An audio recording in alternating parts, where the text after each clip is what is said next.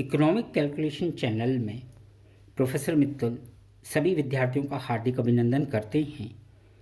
आज हम पूर्व वीडियो से आगे बढ़ते हैं कि बाह्यताओं का जो हमने प्रथम भाग सामान्य रूप से अध्ययन करने की कोशिश की थी, आज हम द्वितीय भाग में उसका थोड़ा सा और विस्तार करने का प्रयास सामान्य रूप से कर रहे हैं, जिससे कि आपको विषय सरलता से समझ में आए और आगे के आप वीडियोस में उनको आसानी से समझ पाएँ। यहाँ बीच में मैं आपसे ये कहना चाहूँगा कि अगर आपने प्रथम भाग या पार्ट 1 नहीं देखा है तो आप चैनल को सब्सक्राइब कीजिए। जो सब्सक्रिप्शन बेल है उसको आप पुश कीजिएगा, सब्सक्राइब कीजिएगा, शेयर कीजिएगा, लाइक कीजिएगा, वीडियो पूरी देखिएगा और ये बहुत ज़रूरी है कि आप कमेंट बॉक्स में अपने प्रश्नों को मुझे दें, जिससे मैं आपकी व्यक्तिगत समस्याओं का समाधान करने में सक्षम हो सकूं। हम शुरू करते हैं। बाह्यता और अर्थशास्त्र के अंतर्गत भाग 2 में हम देखेंगे कि बाह्यताएं कितने प्रकार की हो सकती हैं। तो सामान्य रूप से हम बाह्यताओं का वर्गीकरण कई प्रकार से किया जा सकता है, किंतु हम समझने के लिए प्रारंभिक रूप से बाह्यताओं को 2 प्रकार ले सकते हैं। नकारात्मक बाह्यताएं, नेगेटिव एक्सटर्नलिटीज़, या सकारात्मक बाह्यताएं या पॉजिटिव एक्सटर्नलिटीज़। एक्सटर्नलिटीज़ बाह्यताएं 2 प्रकार की हो गई, नकारात्मक और सकारात्मक। नकारात्मक बाह्यता नेगेटिव एक्सटर्नलिटीज़ क्या है? और संबंधित तृतीय पक्ष। तृतीय पक्ष की परिभाषा हम पहली वीडियो में भी स्पष्ट रूप से बता चुके हैं कि असंबंधित तृतीय पक्ष द्वारा अनुभव की गई आर्थिक गतिविधियों का नकारात्मक परिणाम है। यानी तृतीय पक्ष को अगर नेगेटिविटी मिल रही है, जैसे कि हमने पहले के उदाहरण में लिया कि जल का हम विदोहन किए जा रहे हैं, किंतु जल की समस्या क्या है? विदोहन करने वाले को नहीं है, प्रत्यक्ष रूप से समाज को है। तो समाज कौन हो गया? वो तृतीय पक्ष हो गया। तो उसको किस प्रकार से, यानी नेगेटिविटी हो रही। दूसरी बाह्यता आपकी होती है सकारात्मक। सकारात्मक बाह्यता में आप क्या कहेंगे? एक संबंधित तृतीय पक्ष द्वारा अनुभव की गई गतिविधि से लाभ। तृतीय पक्ष द्वारा जो संबंधित गतिविधि से की गई, तृतीय पक्ष द्वारा अनुभव की गई क्या? गतिविधि से लाभ या गतिविधि से हानि। तो यहाँ लाभ है। अब बात आती है कि अधिकांश बाह्यताएं एक्सटर्नलिटीज नकारात्मक ही होती हैं। यहाँ एक चीज़ और जोड़ देता हूँ, जो मैं अभी आगे के वाक्यों में भी बताना चाहूँगा कि चाहे सकारात्मक बाह्यता हो या नकारात्मक बाह्यता हो, अंतोगत्वा उसका प्रतिकूल ही प्रभाव तृतीय पक्ष पर या समाज पर होता है। तो सकारात्मक बाह्यताओं को सम्मिलित करने वाली आर्थिक गतिविधियों के लाभों के होने पर भी, यानी कि सकारात्मक बाह्यताओं से लाभ सम्मिलित होने पर भी बाह्यताएं बाजार अक्षमताओं को भी उत्पन्न करती है। यानी कि इनएफिशिएंसीज भी आपकी आती ही हैं। आप कितना भी इसका उत्तर लेना चाहें वो आपको उपलब्ध नहीं होगा। अब सकारात्मक, नकारात्मक तक के लिए तो हम आगे के सारे टॉपिक्स में पूरा इसका इकोनॉमिक एनालिसिस करेंगे। तो सकारात्मक बाह्यताओं का उदाहरण अगर हम देखें तो दो जगह हो सकती हैं, उत्पादन में या उपभोग में। उत्पादन में क्या? आधारभूत संरचना का विकास, सड़कें हैं, विद्युत है, पेयजल है, यानी कि समाज में आर्थिक विकास के लिए जो अनिवार्य प्रक्रियाएं हैं वो सब किस में आती हैं? आधारभूत संरचना में। तो अगर आधारभूत संरचना का प्रत्यक्ष प्रभाव तो संबंधित पक्ष को हुआ, किंतु तृतीय पक्ष ये हो गया कि भाई अगर सड़कों का निर्माण हुआ है तो आसपास के गांवों का सड़कों से संपर्क बढ़ जाएगा, तो उनकी कार्य क्षमताएं क्या हो जाएंगी? बढ़ जाएगी। तो क्या हो गया? वो तृतीय पक्ष हो गया। या अगर अनुसंधान और विकास, जिसको कहते हैं ना कि साहब रिसर्च एंड डेवलपमेंट लगातार चल रहा है और नए आविष्कार हो रहे हैं और हमारी कार्य क्षमता भी बढ़ रही है। जैसे मोबाइल है, मोबाइल में आप आज 2G, 3G, 4G, 5G, ये क्या है? सब R&D में आते हैं। इसका प्रत्यक्ष प्रभाव तो बेचने वाले, यानी कि 4G या 5G को बेचने वाला, 4G और 5G को इस्तेमाल करने वाले पे पड़ा, किंतु अप्रत्यक्ष रूप से इसका प्रभाव तृतीय पक्ष पे भी पड़ता है कि उसको भी जानकारियाँ हो जाती हैं। अगर आपके घर में मोबाइल है और आप किसी तथ्य या चीज़ों को जानते हैं तो उसको आप अपने परिवार को भी बताते हैं, तो तृतीय पक्ष कौन हो गया? वो परिवार हो गया। उसी प्रकार से उपभोग में कौन हम व्यक्तिगत कह सकते हैं।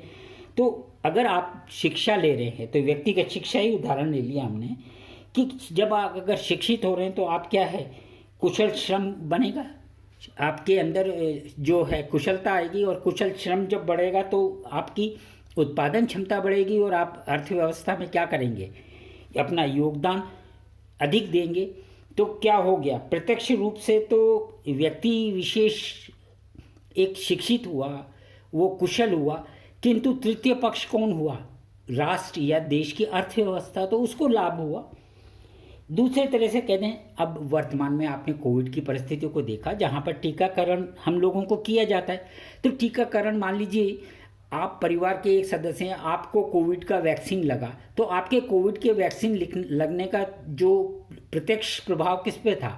प्रथम और द्वितीय पक्ष तो आप हो गए कि आपको कोविड टीका दिया गया, आपने कोविड टीका लगाया, प्रथम द्वितीय। तो तृतीय पक्ष कौन सा हो गया? आपका घर, आपका समाज, क्योंकि जब आप इन्फेक्टेड नहीं होंगे, आपके अंदर संक्रमण नहीं आएगा, तो आप अन्य को संक्रमित नहीं कर पाएंगे। तो क्या हो गया, ये एक सकारात्मक बाध्यता हो गई कि नहीं हो गई? टीका लगाने वाले ने लगाया, टीका आपको लगा, किंतु उसका अप्रत्यक्ष प्रभाव किस पे पड़ा?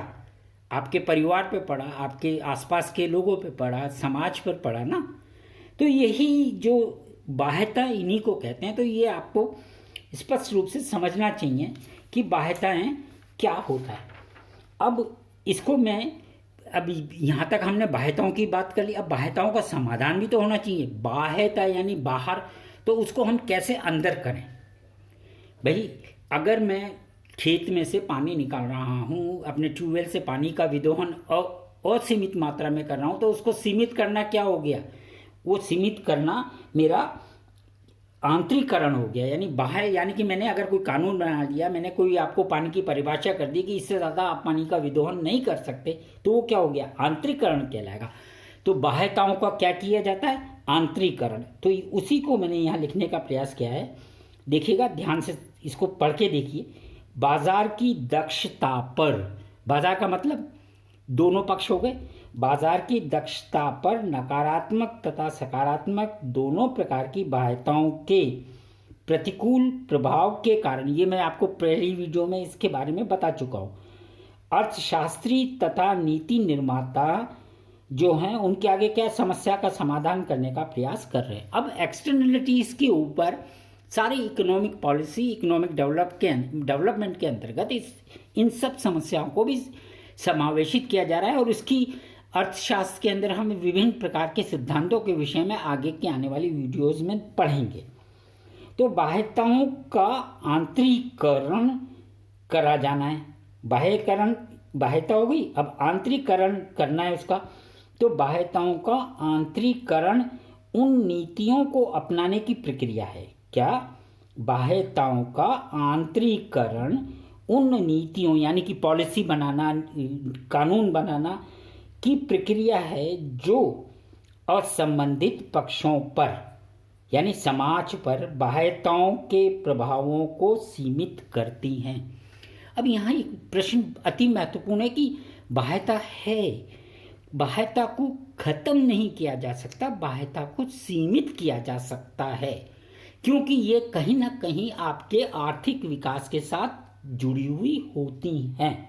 इसीलिए कहा गया है कि आंतरिकरण की नीति को अपनाना हमें प्रारंभ करना चाहिए, और जो कि बाह्यताओं को सीमित कर सके। अब आंतरिकरण की जो प्रक्रिया है, या आंतरिकरण की जो उदाहरण हम कह सकते हैं कि संपत्ति के अधिकारों को परिभाषित करना। यानी कि अब हम कृषि क्षेत्र में अपने ट्यूबवेल से, पंप से पानी निकाल रहे हैं, तो पानी की असीमित मात्रा का विदोहन करने के लिए अगर हम कुछ नियम या कानून या कुछ इस प्रकार की आपको प्रतिबंधित कर दिया जाए, रेस्ट्रिक्ट कर दिया जाए, या आपको उसकी परिभाषा कर दी जाए, तो क्या है, जल भी संपत्ति हो गई कि नहीं होगी। संपत्ति का मतलब ये नहीं कि जो मकान, भूमि, ये नहीं, कोई भी घटक, तो वो हम यहाँ पर कह सकते हैं कि संपत्ति के अधिकारों को परिभाषित करें। दूसरा, संपत्ति पर करारोपण किया जाए, यानी कि आपने पानी निकाला, ट्यूबवेल लगाया, तो क्यों नहीं ट्यूबवेल के ऊपर आपके ऊपर टैक्स लगाया जाए कि आपको हर महीने इतने रुपए का कर देना पड़ेगा, क्योंकि आप उत्पत्ति के उस साधन का विदोहन कर रहे हैं जिसकी आपको परिभाषा है ही नहीं, या जिसका प्रतिकूल प्रभाव समाज पर पड़ रहा है, तृतीय पक्ष पर पड़ रहा है। तो करारोपण भी एक घटक हो गया, एक प्रभाव हो, एक पक्ष हो गया जिसे हम कर सकते हैं। दूसरी चीज़ कि अगर हम इन चीज़ों को रोकना चाहें, हम अगर गैर परंपरागत या जिसको कहते हैं नेचुरल जो है, या सोलर एनर्जी से हम कुछ लेना चाहें, या किसी और प्रकार से कुछ चीज़ें हम अपने साथ इस्तेमाल करना चाहें, तो वहाँ हम सब्सिडी दें। इस प्रकार से मैं अपेक्षा करता हूँ कि आपको ये चीज़ समझ में आई होगी कि बाध्यताएं क्या है। अब हम इसको आगे की वीडियोस में पूरा इसका आर्थिक विश्लेषण करेंगे। अगर आपको ये आगे कंटिन्यू देखना है, लाइक करना है, तो आपको इसके साथ, चैनल के साथ बने रहना ज़रूरी होगा। इसलिए आप चैनल को सब्सक्राइब करें, लाइक करें, शेयर करें और अपने कमेंट ज़रूर दे दें, जिससे कि हम आपके प्रश्नों का